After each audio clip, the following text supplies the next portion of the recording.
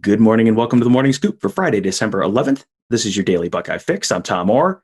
The Big Ten championship game against Northwestern is in 8 days, and the game against Michigan is in 351 days.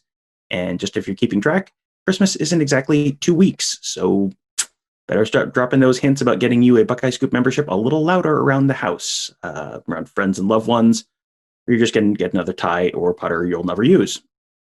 Today is also the day that five-star wide receiver Emeka Egbuka will announce his college decision. He is down to Ohio State, Oklahoma, and Washington. That is one that Buckeye fans are going to want to keep an eye on today. Tomorrow was supposed to be the Ohio State versus Michigan game. That was obviously canceled earlier in the week, but there are plenty of other big games happening this weekend. My guest is Jared from the Sloopcast, who helped me preview this weekend. Jared, how are you planning to spend your suddenly free Ohio State-Michigan Saturday? Well, I was going to do this anyway because Ohio State, Michigan was at noon, and this is at 8:30. But the Columbus Crew are in the MLS championship game. Fox, 8:30 p.m.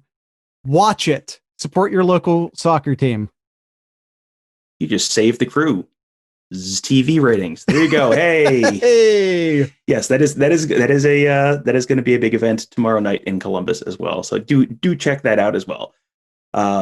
But while the Columbus Crew are playing, virtually all of the other college football playoff contenders are off this weekend. Notre Dame, Clemson, Ohio State, Texas A&M, Cincinnati, and Iowa State are all off, either due to a scheduled off week, the ACC deciding, just go ahead and take a little sabbatical in the middle of the season, that's fine, or a COVID cancellation. So that leaves number one Alabama as the top-ranked team, and the top-ranked team playing this week, visiting Arkansas, that tied a 32-point favorite.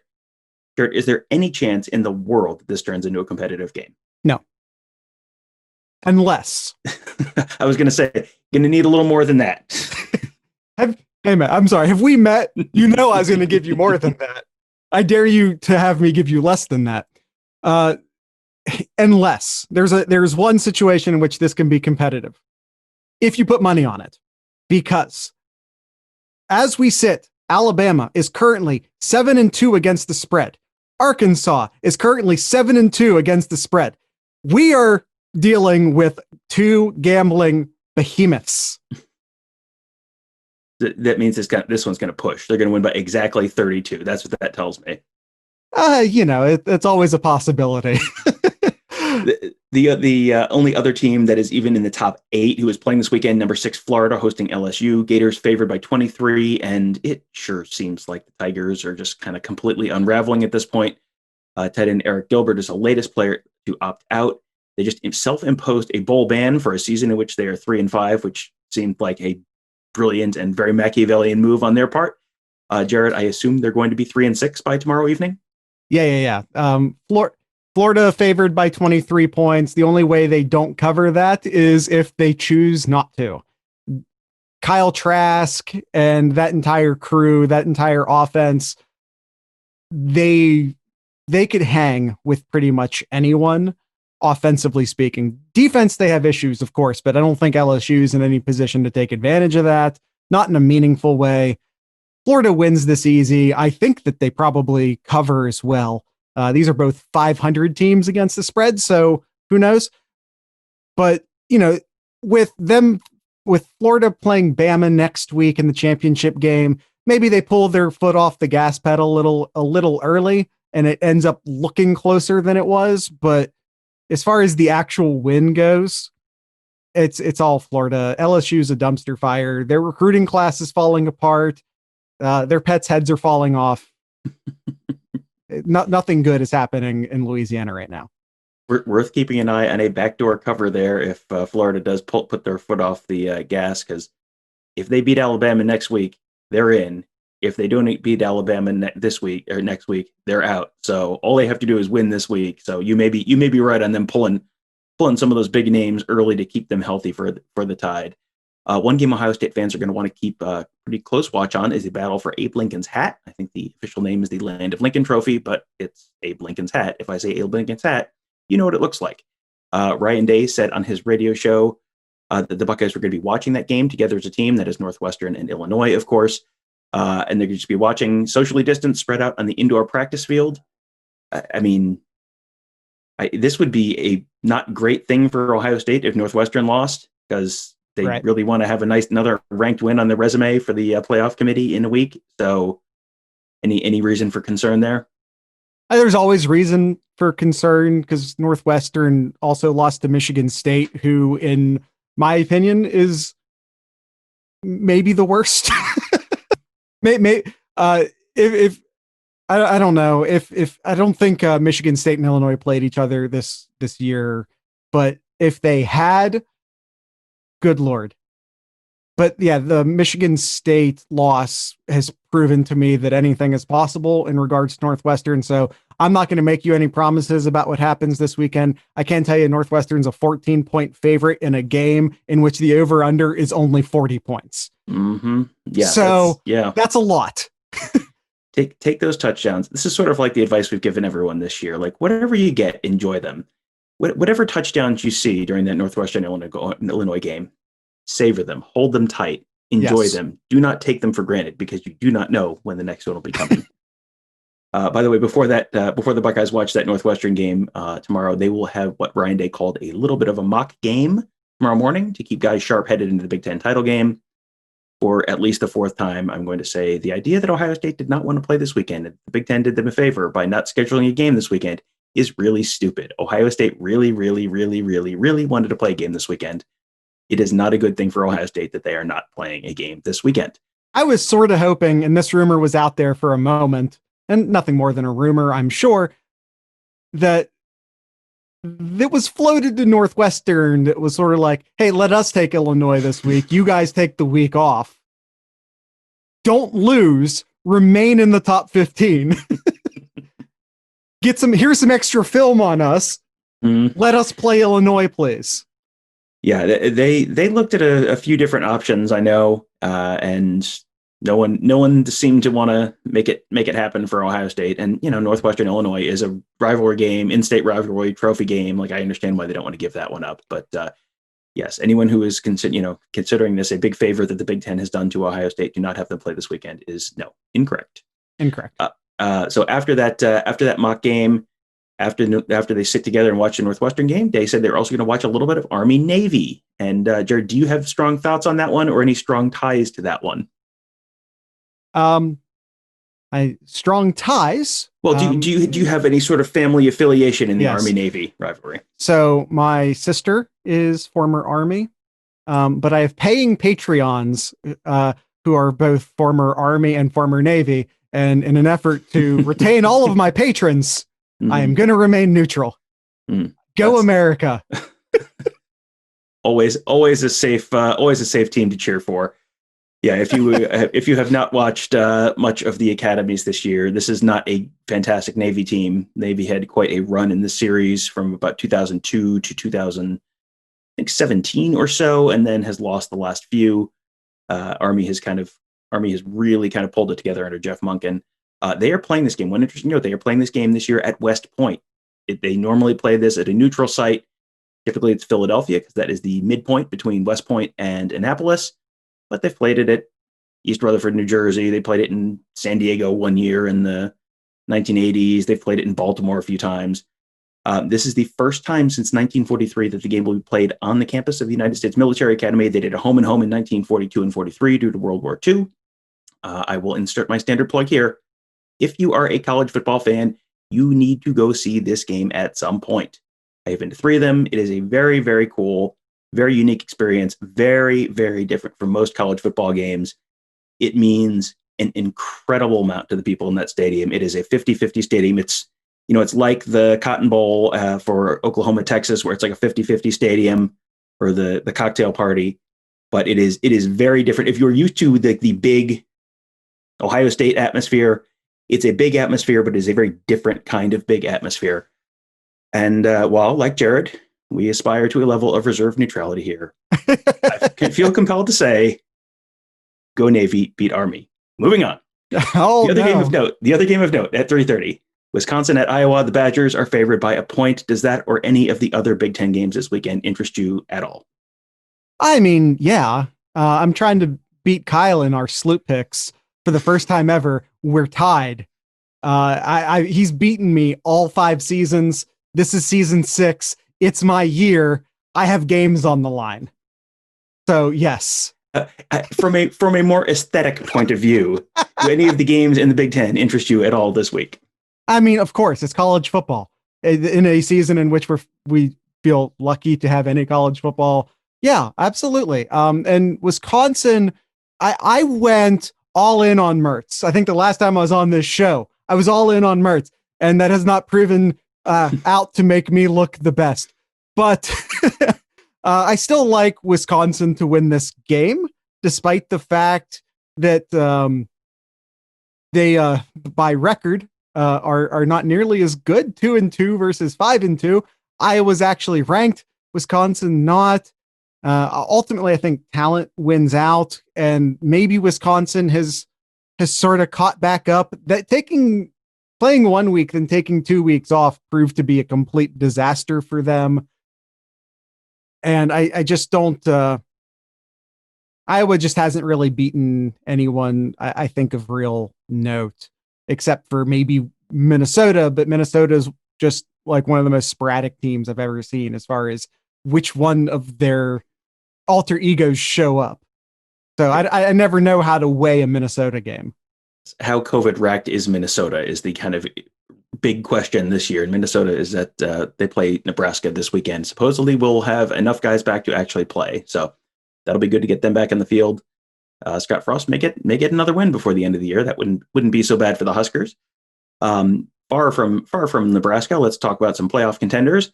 They're, with them all, likely safe this week. Thursday at Buckeye Scoop, I went through and tried to game out what some different scenarios during championship weekend might mean for Ohio State. So where the Buckeyes might be seated, who they might play, whether they might be in the Rose Bowl, the Sugar Bowl, or perhaps miss the playoff entirely. The good news for Ohio State fans is that in most cases, the Buckeyes should be fairly safe with a win next weekend. The other good news is there are a lot of scenarios in which they avoid playing Alabama in the semifinal. Jared, am I right in thinking that would be a big positive for someone else to have to play the Tide first? Yeah. I think that I've been on the thing all year of saying no one's any good this year. And I think for a large part of the season, it was true. We saw Alabama, especially on the defensive side, struggle a lot early on in the season. But since then have seemed to have fixed things defensively as much as you can probably fix anything in 2020. So I think they might be like the one actual competent team this year. And I think everyone else is incredibly flawed, especially compared to the top 3 teams that we saw last year, which I think 3 of the best teams to ever play college football played college football in the 2019 season.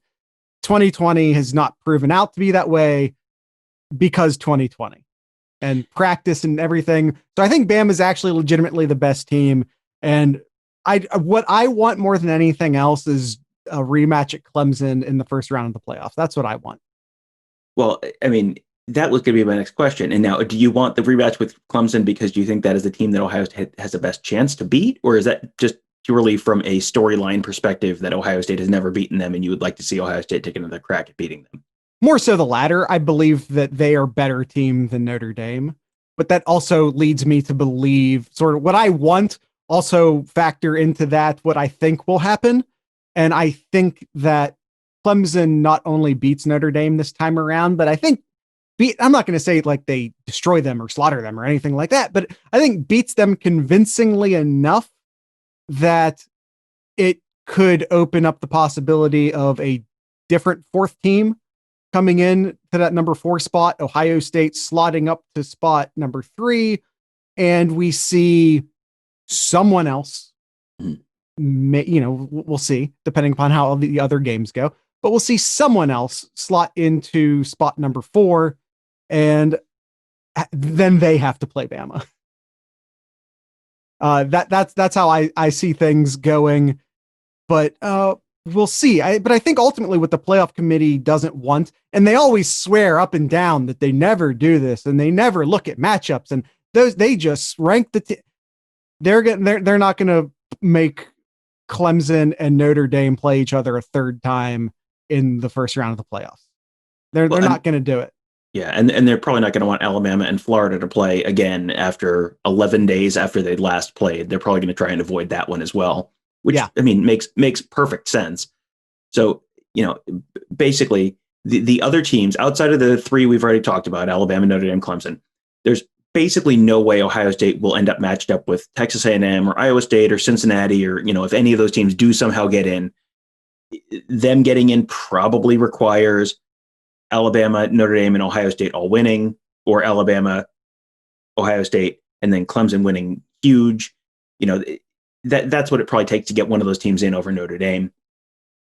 So in that case, Ohio State would be probably the 2 or the 3. Aggies, Cyclones, Bearcats, whoever it is, they're the 4. So those guys are out.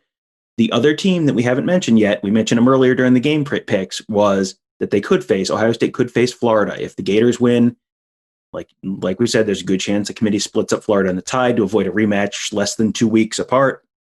I mean, that means there's a decent chance the Buckeyes and Gators could play. Yes, a rematch of the classic 2012 Gator Bowl. Cannot wait. Jared, I don't know if that's a fantastic. Speaking of bowl banning at the wrong time. LSU living life right. I don't know if that's a fantastic matchup for the Buckeyes. It's probably not a terrible matchup for the Buckeyes. The one thing I can say with great certainty, man, there would be a lot of points.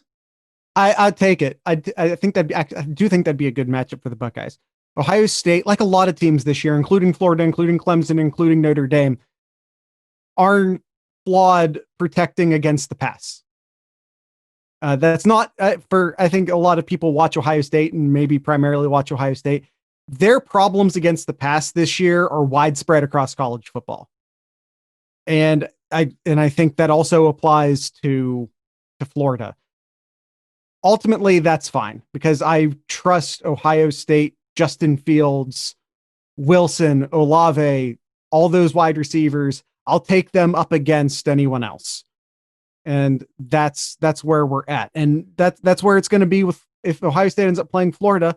As you said, it's going to be 49-45, and you hope that you have the 49. And like their defense is flawed too. So it'll be what it'll be. In the playoffs, I feel like Ohio State's going to get passed on, period. And I think Clemson's going to get passed on and run on. I think they have problems on the run defense as well. There's going to be points scored. At the playoffs, there will be points. I will drink your milkshake. There will be points. And so that's just how I see it. And I think Ohio State will go blow to blow with anyone, and you just sort of hope you have the ball last. And don't kick field goals. Stop kicking field goals. Don't kick field goals. That's just some friendly advice for everyone who's going to be in the playoff. Stop. Don't kick field goals. You don't win friends with salad. You don't win playoff games with field goals. Jared, let people know about the Sloopcast and the show you guys are dropping later today. Yeah, we are also dropping a show this Friday, today, this day, however you want to say that. People say today. Yes. Yeah, sometimes you release these Friday episodes like late on Thursdays. So I was just covering my bases. We're doing a preview of, you talked earlier about this many days to the Big Ten championship and this many games the next game against Michigan. And we have 5 days until the beginning of early signing period. So Kyle and I will be previewing early signing period. We believe that it will be a mostly drama-free early signing period for Ohio State. We expect them to sign 21 players next week, but who? As far as there's one extra player out there. I believe you may have already mentioned Emeka Egbuka. So we give our thoughts on Emeka Egbuka. And then there's 2 more players out there that Ohio State specifically want to add to their class who probably aren't going to commit until February. But we also talk how we feel about those 2 players. So you can go ahead and check us out. And we also talk about the possibility of Ohio State finally, because they've never done it, finally winning the recruiting crown and how they're stacking up against Bama right now in potentially winning that. Yeah, that is going to be quite a close race. They are already in line for potentially one of the top 5 classes of all time, but that may or may not be enough to actually win the recruiting crown this year. So not too bad, but we'll see. If you're not first, you're last, as they say. Jared, you can.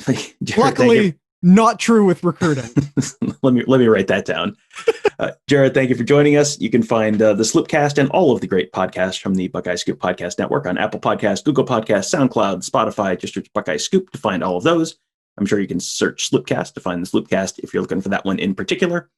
And also, as I mentioned, 2 weeks to Christmas. Really need to start ramping up those asks. Leave notes, whisper in people's ears while they're sleeping. That might be creepy unless it's like your wife, but that's fine. Hey, get me a Buckeye Scoop membership for Christmas. It's all I want. You can make it my birthday present and my Christmas present.